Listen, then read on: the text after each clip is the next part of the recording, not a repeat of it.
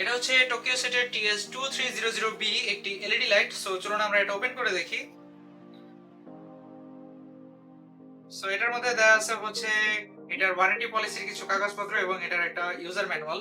So এগুলোকে আমরা side করে রাখি। এখানে আছে হচ্ছে আমাদের ব্যাটারি, যেটা হচ্ছে 6000 mAh এর একটা ব্যাটারি এবং এটা হচ্ছে 3.7 ভোল্টের। এবং এই হচ্ছে আমাদের ফ্ল্যাশ লাইটটি, এবং এটাকে রিচার্জ করার জন্য দেয়া আছে হচ্ছে এটার একটি অ্যাডাপ্টার।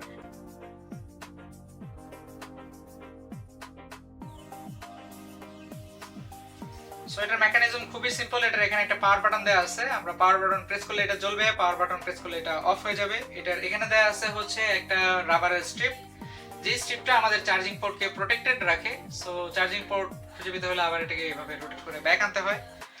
সো টোকিও সেটের TS2300B এই লাইটটি বর্তমানে আমাদের কাছে অ্যাভেলেবল আছে এবং এই লাইটটি সম্পর্কে আরো বিস্তারিত তথ্য আমাদের ডেসক্রিপশন বক্সে দেওয়া থাকবে। ধন্যবাদ।